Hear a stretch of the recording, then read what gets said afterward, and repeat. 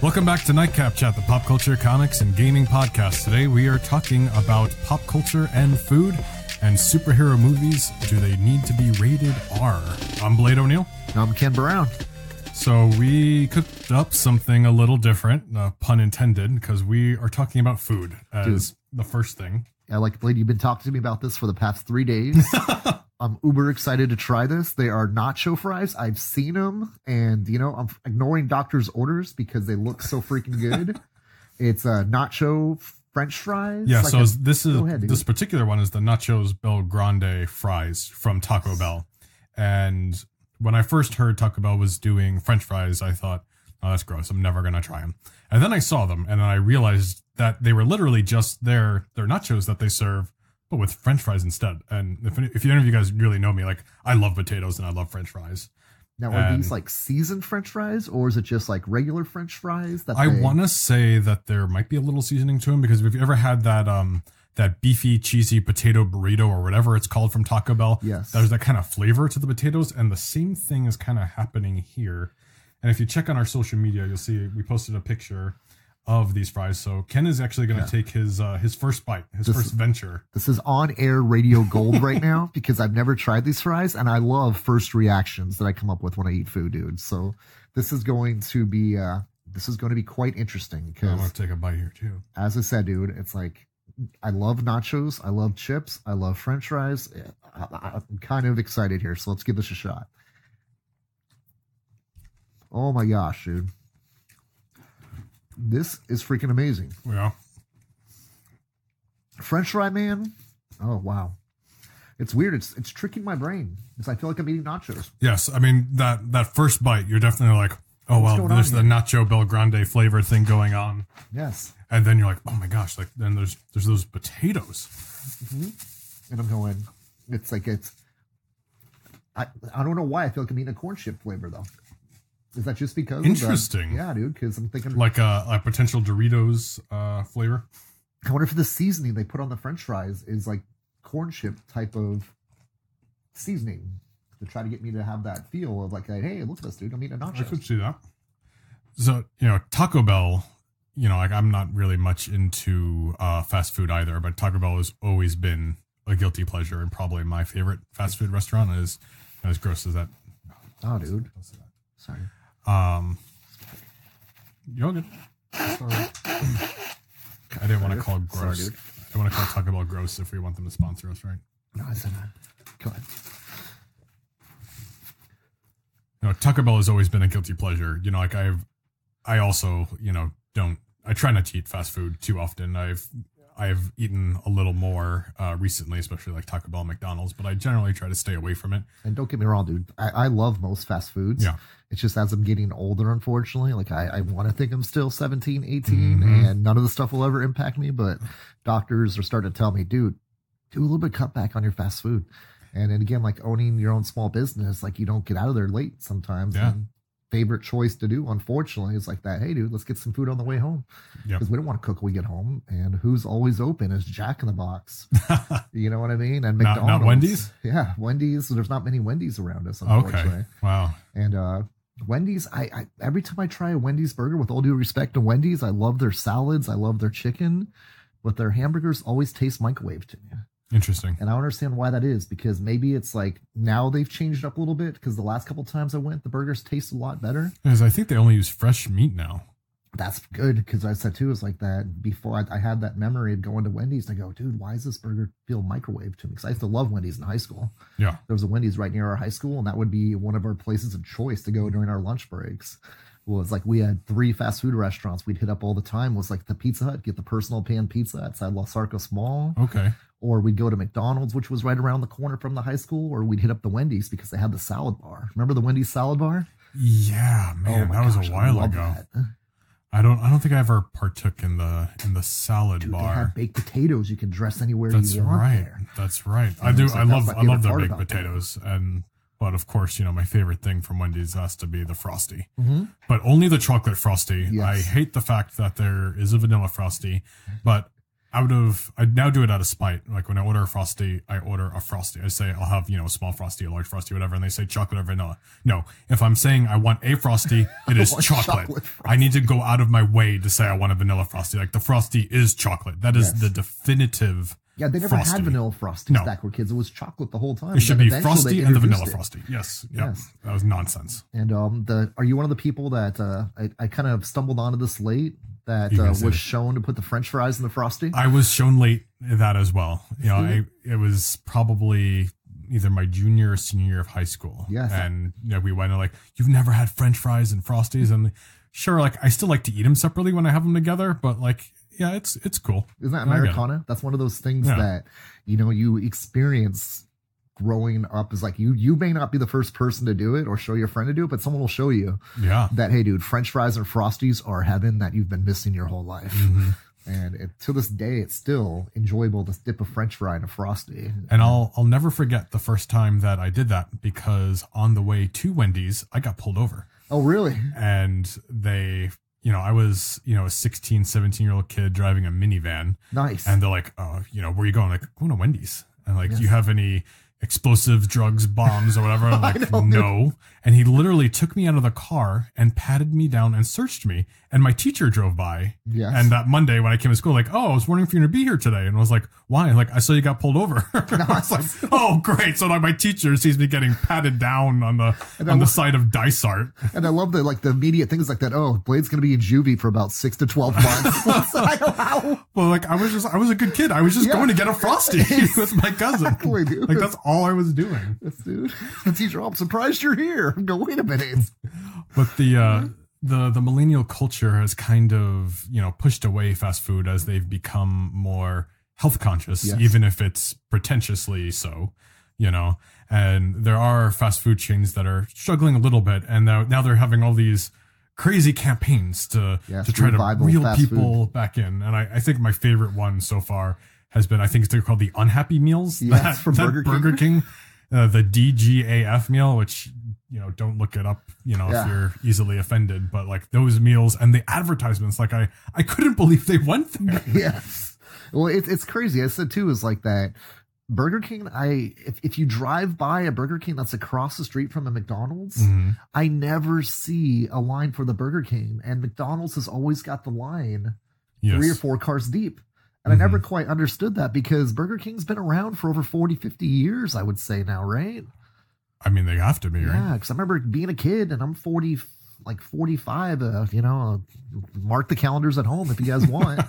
But I remember Burger King, Jack in the Box, and McDonald's being the 3 chains when I was a kid. And there was not much else out here, fast food chain, that I remember. There was Rally's that was around when I was in high school, and that came and went pretty quick. And then like Sonic didn't show up until the 90s. Sonic. So when I was in New York, we had advertisements for Sonic. Oh, Dairy Queen was around here too as well, obviously. Go ahead. We had Dairy Queen, but we had advertisements for Sonic, but there's no Sonics in the city. Really? Or there wasn't, when I was a kid. But we always saw these ads. And it always looked so good. Yes. And, it was almost like a thing, for us, like in elementary school, like what is Sonic? Like, why do we have these advertisements? I think they might have been like upstate, which was really far away. But like, it was until I moved out here that there was a Sonic. Yes. And then I had it, like, it was great, but like, it was such an experience to finally, like, I grew up watching these commercials and I never had the opportunity to even have one. Yep. And Sonic, I think, started a lot of pop culture competition among fast food restaurants. And back in that day, it seemed like, okay, McDonald's had your Muppets back in the day, like where you had Grimace, and you had Mayor McCheese, you had the Hamburglar. And they had their own like Sesame Street group of characters that felt like at McDonald's. And then like Burger King really didn't have any mascot. I don't think the King came around until the late 90s. They had who was Burger King's mascot back remember back in the 90s they had those 90s looking kids, and like one of them had like those glasses and like the roller skates. Right, dude. But see, they were forgettable. Cool yes. But like how dumb was that? Like they were just like 90s caricatures of children. And Pizza Hut was, kind of feeling their way in too. Like, okay, they had the Pizza Hut restaurants back when I was in high school and in grade school, where, we're not Chuck E. Cheese, we're not Peter Piper, but let's do a Marvel Comics campaign. Remember the X-Men comics from Pizza Hut? They did X-Men meals when the X-Men cartoons started up. I don't remember And that. there's Pizza Hut X-Men comics. And I think they only did 4 issues of it, but they did it for probably a 4-month campaign. Wow. Like, I guess that would be not even like more than a quarter. And I'm pretty sure there was 4 of them. Was that the same time that they had the toys at Taco Bell? Because they're owned by the same company. Would make sense because Pepsi owns both of them, right? Yeah. Yeah. Oh, I didn't even know it went that far. I just knew that Pizza Hut and Taco Bell were together. I didn't know it went that far. But yeah, do you remember those 90s toys that Taco Bell had too? Like, these were so cool. Yeah, Taco Bell also did a Marvel Comics campaign in the early... No, what's that? Was it Taco Bell? Yeah, dude, they did the Marvel campaign where they did a Marvel Comics campaign where they did a Fantastic Four comic that was sealed inside of the plastic, a Spider-Man comic, oh my gosh, an Avengers comic. It was right around the same time the Marvel movies started. I think I want to say the Avengers first movie was the one where they all started coming out, but they were sealed inside plastic and you could get them at Taco Bell. And it was just a campaign they were doing to kind of help promote comics through Taco Bell. Interesting. And let me see here, dude. I wish I would have brought some of those with me too, because I was trying to bring stuff that would be kind of fun to share. I'm questioning now whether it was...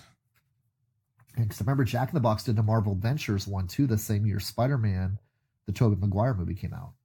And another thing I used to love too, McDonald's Happy Meals, they did a Hot Wheels campaign where they actually put in like a real Hot Wheels, not one of those like cheap imitation Hot Wheels they've been doing over the past 10, 15 years. Yeah. I'm like, dude, these are amazing type of things, like to get kids excited about eating at these fast food restaurants. And so they've been using like pop culture draws to get us interested in their food for years. And it's just now it's kind of like this revival on it. Because I said too, the health industry really went hard at fast food.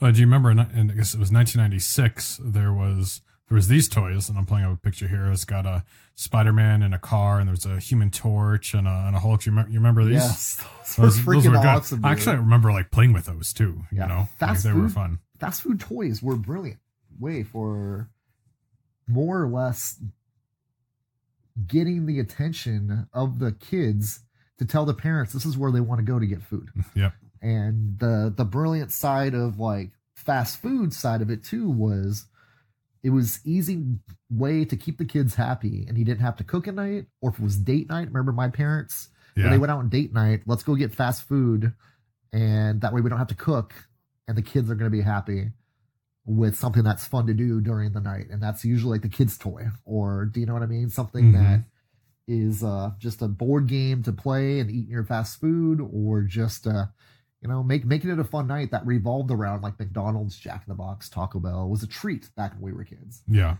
And then as we got into high school, it was like, dude, lunch off campus, let's go get some food. It's like, all right, do we only have an hour to go? Let's go somewhere fast.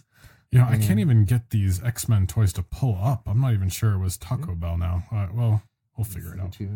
But it was part of culture. I mean, food became a major part of our culture. I mean, food is a huge part of any culture. I mean, fast food definitely, a huge part of American culture in particular. I mean, even when I was taking French class, we were learning about the French culture, and the French youth, like a little more back in the day, had a very, I hesitate to say, romanticized idea of fast food chains like McDonald's and stuff, but like it was like something exotic and different for them, even though it's not the best food.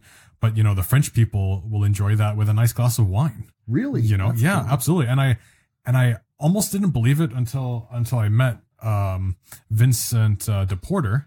He's of French heritage, and we just happened to bring up McDonald's. He's like, oh, I love McDonald's. I like having it with a glass of wine, and this particular I couldn't believe it. Like, and it played into what we learned in school, and I thought that was really neat. Dude, it's like that. Give me a red wine, blush, whatever. Just get me my Big Mac, my French fries, and a nice Merlot. So awesome.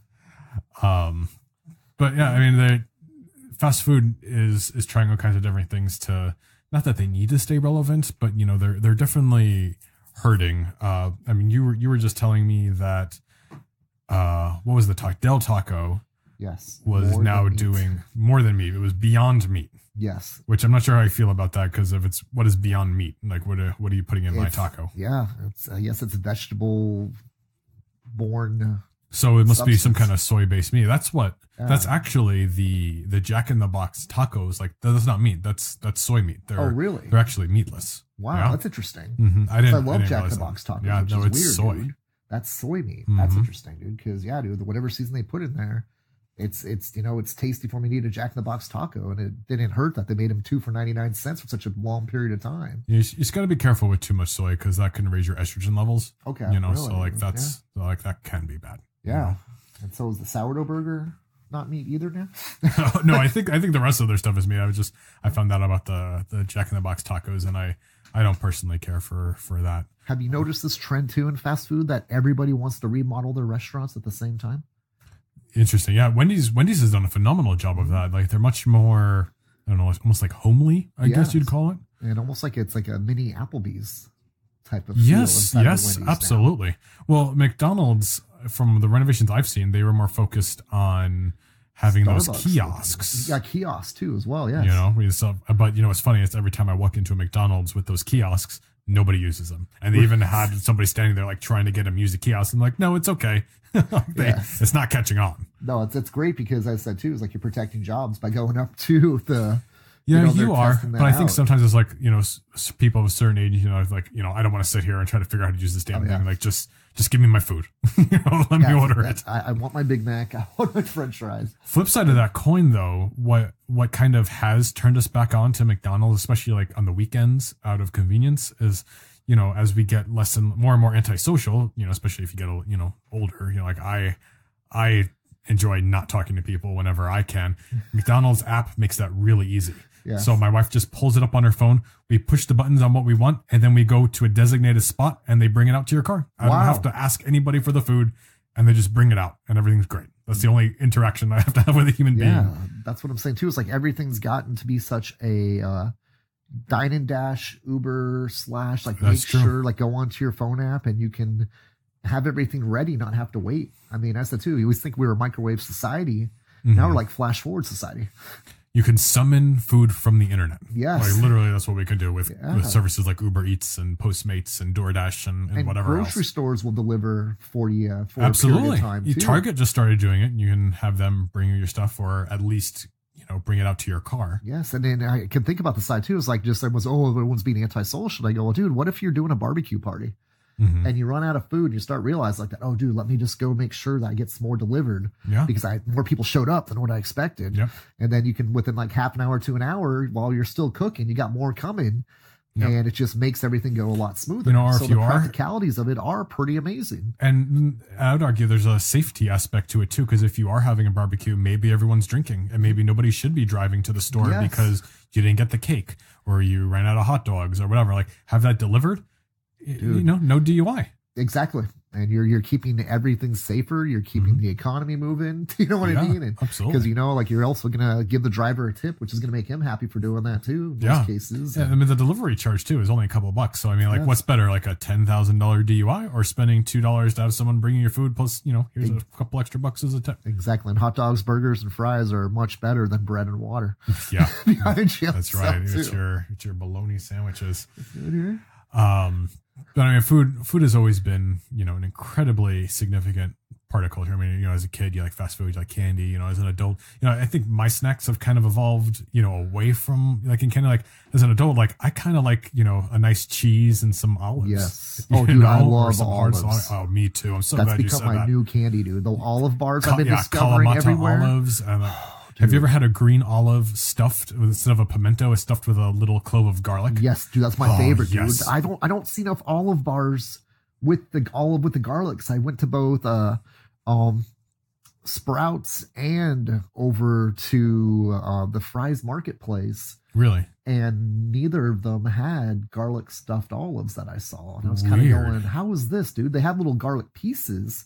Around the olive but it's got that nice soft clove in there. Yes, dude, I love that, dude. So I get that into jars still. Dude, I need that garlic. And garlic is so good for, especially like a nice whole clove like that. That's not like cooked up. Like that's so good for cleaning your blood and stuff. Like it's garlic is great for you. Like Yes. people don't even realize. Dude, and it keeps the vampires away. Yeah.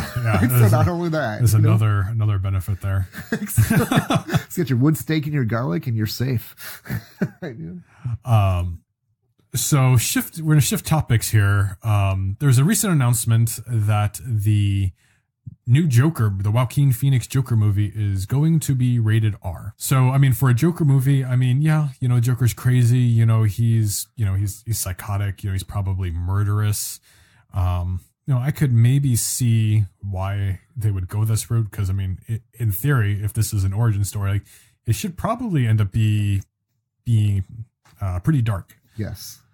But it seems like there's almost like this trend in Hollywood ever since the huge success that Deadpool found, being an R-rated, but still performing well at the box office. Like, are we going to go to this point where there's too many superhero movies that are R for the sake of being R? Because there's these rumors that Birds of Prey now is going to be R. Does that need to be an R-rated movie? I said too, is like that, the content that they put into it, if it moves the story forward, whatever rating it's, I guess, measures up to, it needs to get that rating. But if it's just doing it to shock value, to get people to go watch the movie because they see it says rated R on it, and it's absolutely over the top worthless amount of material, I think you're pushing it too far.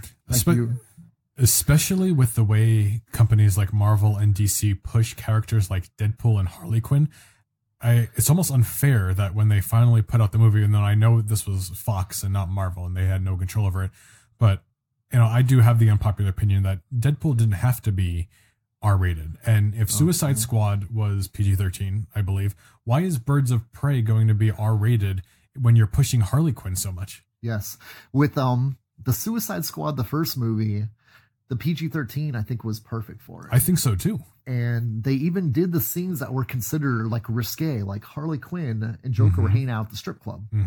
And they still kept it where they had, knew where they were at, but they didn't put the extra focus on it to put it to the rated R step on it. And that's what I was kind of thinking, going like that. What are they just going to do things that are considered too risque to keep it a PG-13?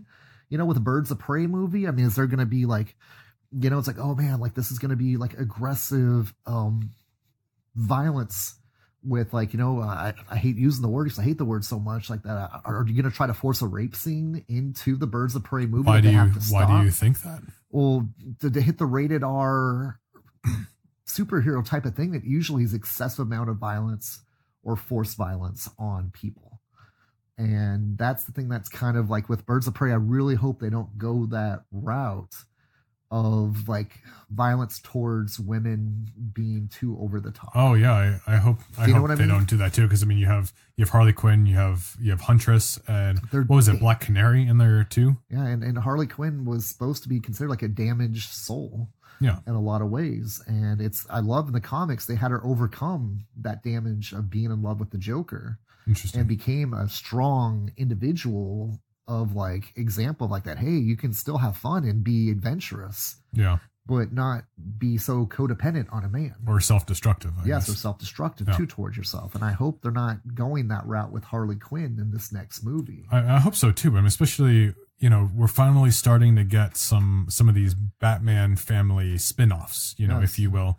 And, for the kids and teenagers or, the younger teenagers, it kind of sucks that they won't be able to go to the movies. Although, the parents will bring, their kids to go see the movies, and that's fine. Their prerogative. But like when I went to go see Logan was rated R. Logan was brutal. Yes. And I had a family sitting next to me, and one of those kids was like old enough to know what was going on, but like still in a diaper. And he was laughing like when Wolverine's claws were being shoved through, people's heads. And, like how desensitizing is that to, what was that kid, like maybe 3 or 4 if he was still in diapers? Yes. Like that movie was violent. And sure, that movie maybe had to be R-rated to tell this really dark story. And it was great.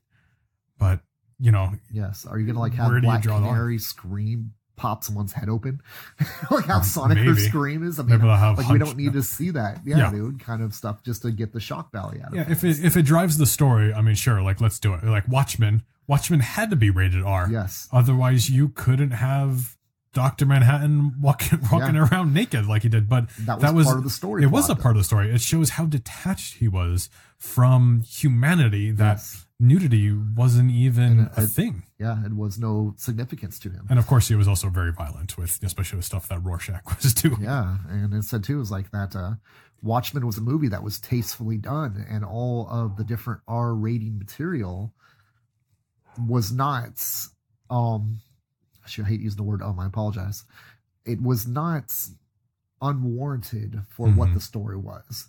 And with Birds of Prey, you hope they just do it in a way that is fitting to the story.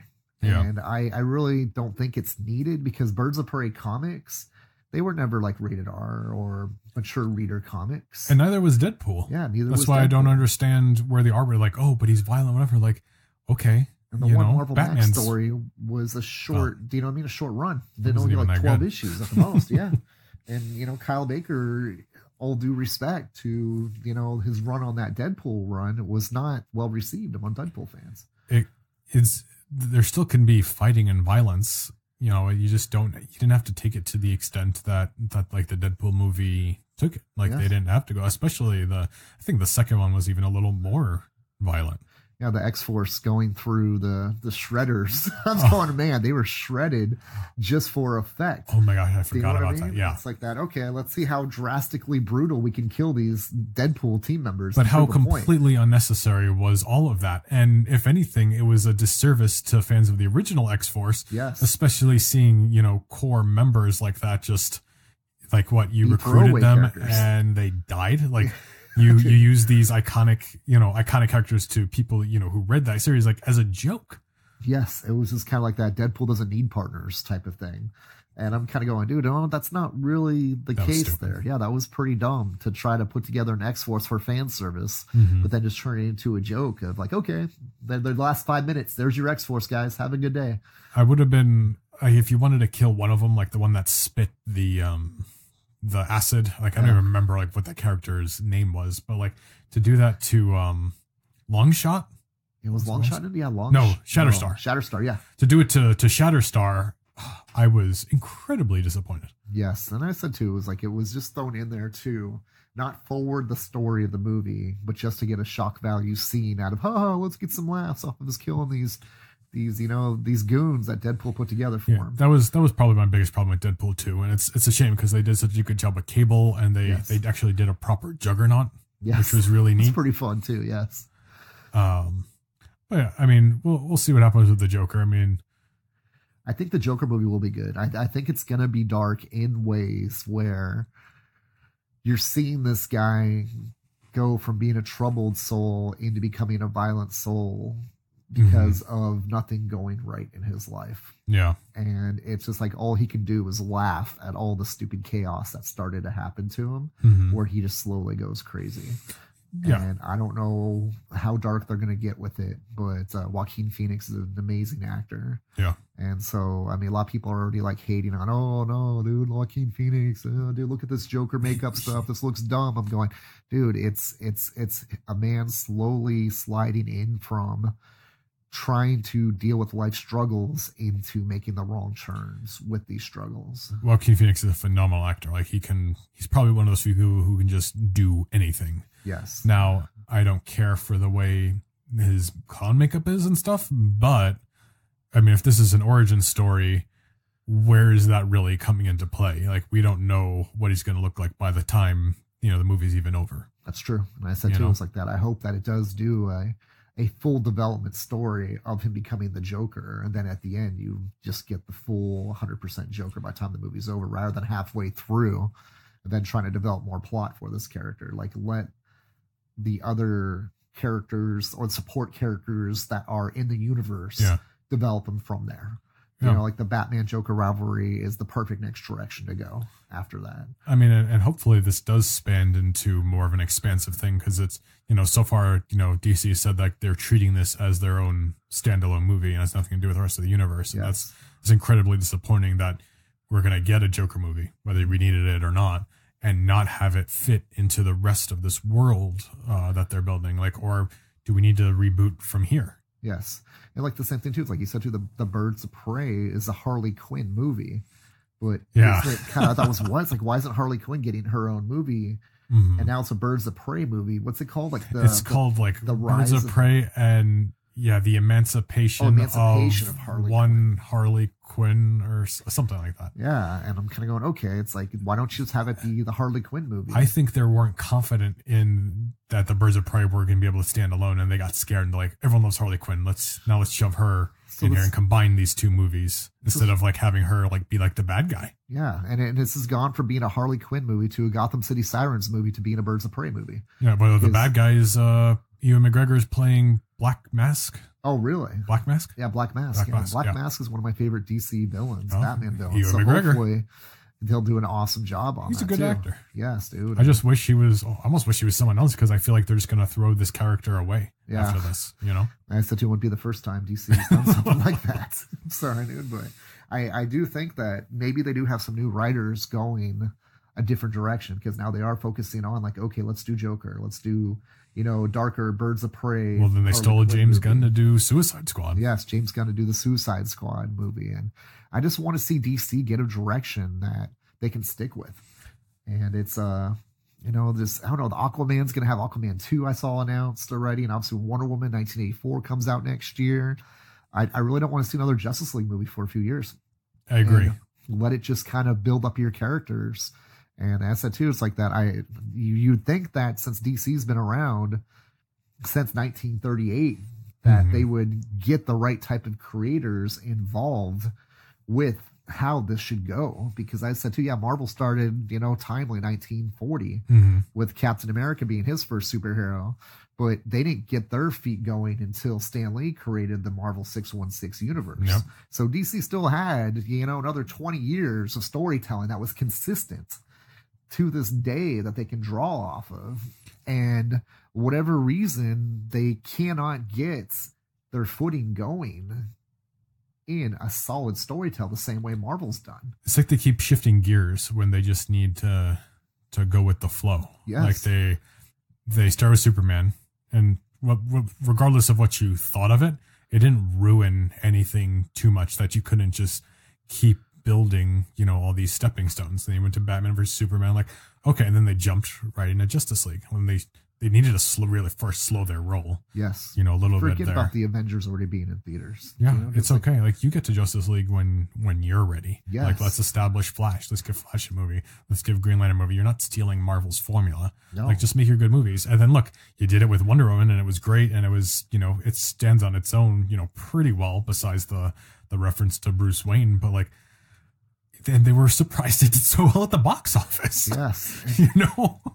And imagine how exciting it will be for fans. Like, okay, this Avengers era just finished tying up their first huge arc, their first 3 phases. And then DC's got their Flash movie out already. And, they have their 2 or 3 Superman movies out, or their, 2 or 3 Batman movies. They rushed a show into Cyborg production. Movie. Yeah. And it's like, okay, cool. Now that Justice or Avengers is coming to their tie-up, boom, next summer, Justice League hits theaters. That's right. And fans would be like super stoked about something like that because the slow roll played up to us. Oh my God, we're going to see the Justice League. This is going to be so freaking epic. Yep. And that would be, oh man, they're copying the Marvel formula, but dude, that would have actually worked a little bit better rather than we need to get the Justice League out because the Avengers is already into 2 movies. And we're just going to fall so far behind this whole, it's like they're almost like they're afraid they're going to miss the train if it's left the station. Yeah. And they're going, dude, there's gonna be another train coming through. Just hop on the next train. And they're not. They got great characters. They just need to stop like throwing all these different things. Like, give them a second to even stick. They're not even seeing what's sticking. Like they canceled Swap Thing before even all the episodes were out. Like, I haven't watched any of it. Like, was it that bad that they couldn't just learn from any mistakes they potentially made? As I said too, is I hate ripping on the Warner Brothers stockholders because I really do feel that it's not as much DC's problem as that the people up in the top offices during the shareholder meetings are saying, okay, what are we seeing in our stock increases? And what are we seeing the direction of where we're going? Like, oh, dude, I'm not seeing much growth here on this, what we're doing. Why is Disney growing exponentially? Do I have to dump my Warner Brothers stock and go get Disney stock? Right. Do you know what I mean? It's like, I don't know exactly if that's actually happening, but that's how I feel every time I see DC Comics movies, comic books, cartoons, anything that they're doing with the DC Universe Online app is like, it's so short term. It is. And I don't quite get why they are not in it for the long haul. Warner Brothers bought DC Comics, I want to say 1978. And that's been, 41 years. Yeah. And they're still not patient with what DC's doing. I mean, they were patient right away by doing 4 Superman movies. And not all of those were great, but they still stayed consistent with it. It was still Christopher Reeves the whole way through. And it's like, okay, man, dude, this 4th movie, I think we played this out as far as we can go with this. Yeah. Let's move on to Batman. Let's start working on, Tim Burton and, Michael Keaton doing a Batman universe. And let's see if we can get 3 to 4 movies out of that, which they did. Unfortunately, Burton left halfway in the franchise and Joel Schumacher turned it to its own way. Yeah. And, they're talking about that. I was reading about that on the internet this morning. It's the 30th anniversary of the Michael Keaton Batman this year. Yeah, and it's kind of going like, wow, dude, it's like there's theories now that they're going to more or less continue the Michael Keaton Batman universe as a comic series like they did Batman 66. Interesting. And I go, that's kind of cool because that is something like that where it's nostalgic now and it's something positive that happened in the movies. Yeah. And we can now bring attention back to that universe the same way we brought back the attention to the Adam West universe. But now you had Harley Quinn in the Adam West universe. You had all these new characters like Black Masks that were never around in Batman 66. Yeah. That you can have interacting with the Adam West, Burt Ward Batman, or a little more campy. Yes. But the 89 Tim Burton Batman story, you can have some of that fun stuff. Imagine Hush showing up in that Gotham City. That would be cool. I mean, and it's recycling old stories, but it's making them fresh again for things that you remember fondly. And to have DC keep on having these movies get such egg in their face, it's fun for them to still come back and say, hey, look, we can do things right. Be patient with us again. And they need their own patience, but it's I do feel it's like the Warner Brothers stockholders not having any patience when they see Disney kick the crap out of them every single chance they get. Absolutely. It was really neat when they released the animated movie for the Adam West Batman, and they had the Two-Face, because Two-Face was never in the old Adam West Batman, and they had William Shatner play him. Like how neat was that? Like, you could almost like imagine William Shatner being Two-Face, back in the 60s, but like they went ahead and just did it now. What price will you pay? Heads or tails? Priceline.com. So, it's things like that, it's really neat. I think, they just gotta kind of slow down and just get a plan. Let things happen. And they need to come to the stockholder. Maybe they need to come to the stockholder meetings with like, okay, here's what we're doing. Here's our timeline. Here is where this is going to go. Here's the budget we're expecting to spend on it. Here's how much we're going to make out of it. Well, Shazam was so lighthearted. Like, why are you like, oh, like Shazam did well. Why are you freaking back out into like, oh, we got to do R-rated? Yeah, and Shazam was one of my favorite movies next to Wonder Woman. Really? Yeah, I mean, it's weird because I did not expect to like Shazam at all. And to go into it, I go, this is exactly what DC needs to do because this appeals to Disney fans. If you look at like if they're wanting so badly to appeal to that audience that's going to see the Marvel and Disney movies, dude, that was Shazam. And Shazam appealed perfectly to that audience. I hope Disney, once they start doing Deadpool, I hope they do it PG-13, especially with rumors introducing Deadpool to like cross over into like a Spider-Man movie or whatever else. Like, how is it fair to have this R-rated character show up in a PG-13 movie and then you have to tell your kid that you can't go see the Deadpool movie? Yeah, that's true, dude. In Deadpool, they've been trying to target at kids for years. Yeah. And I said too, is like that. I see all kinds of kids coming to my shop and saying, oh, do you have any Deadpool comics? And it's for their 4 or 5 year old. And I'm kind of going, there's not much out there for it right now. I mean, Deadpool's a little bit more of an aggressive character. Yeah. But at the same time, though, they're marketing him towards kids because he's funny. And he's got like a sense of humor that kids can relate to in some ways. And I thought it was cool. And they need to do a Deadpool kids book. And it shouldn't be that hard to do in a way. I would argue it just be like just needs to be a regular comic book. Yes. Like, it doesn't even have to be kids. Like I think the Joe Kelly one was just perfect. Comics. It was comics. Yes. Like, there was still fighting. He still said funny things, but like, he said funny things because he's so insane. Yes. Like that's the point. It doesn't always have to be parody or something that's overly sexualized. Like, Yes. it's not necessary. Yeah, and Deadpool was never really an over-sexualized comic. No, See, there was a little bit of the Gail Simone era when they introduced, oh my gosh, dude, I'm just drawing a blank. She looked like Crocodile Dundee, female Crocodile Dundee. Female Crocodile Dundee. Blonde-haired, the tan hat, and then the tan, really short shorts, and then the vest that she wore over herself, that was a tan button-down I don't even vest. remember that. Oh my gosh, dude. The first thing the only thing they did in the Joe Kelly run was he had a thing for Siren, Yes. and they never showed too much of that. And then he had a brief thing with Typhoid Mary, that crossed over with a Daredevil story, but like that was really it. Yeah, and then like she's also in Gail Simone's Domino series right now too, because Gail Simone created her. Like Outlaw, but yeah, Gail Simone created a character called Outlaw, and she became a Deadpool sidekick, and eventually I think she was working with Agent X too as well. I think I missed that because I haven't bought a lot of the modern Deadpool comics because they kind of get on my nerves. She's right here. Huh? Yeah, I completely missed that. Dude, and she's been hanging around with, gosh, dude, it's Domino, Outlaw, and Diamondback, I think is her name. They started that whole storyline back in the Deadpool series of the Gail Simone run, and now Gail Simone's brought that team back inside of the Domino story that she's been doing lately. Mm-hmm. But I know what you mean. It's like that. It can be attractive, but it doesn't have to be over sexualized. Absolutely. Do you know what I mean? Because that's that too. Outlaw's freaking gorgeous, dude, and she's easy to look at and she's fun, but they don't ever have her pop up naked in the comics. So they don't ever have her doing anything over sexualized. Yeah. It's Charlie's Angels is more or less what Domino is now. Do you know what I mean? It's like Charlie's Angels, same thing. We always saw Farrah Fawcett, Cheryl Ladd in bikinis, but they never went too far over the top to try to, try to R-rate Charlie's Angels, even inside the movie that came out. Yeah.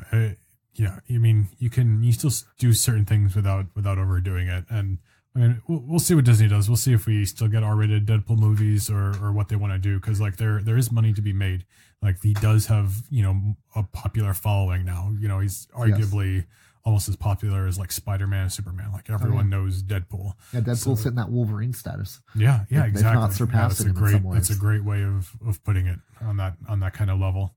But that's a good point. Birds of Prey could be DC's Charlie's Angels if they do it right. Yeah. And it could be, arguably more interesting. Yes, absolutely more interesting. I mean, Huntress was one of my favorite characters. Huntress is really cool. Yes. So I mean, I don't know. I don't think it's necessary that a Birds of Prey movie needs to be R, but we'll see. Because that's kind of like something like you always wanted, as a comic book fan.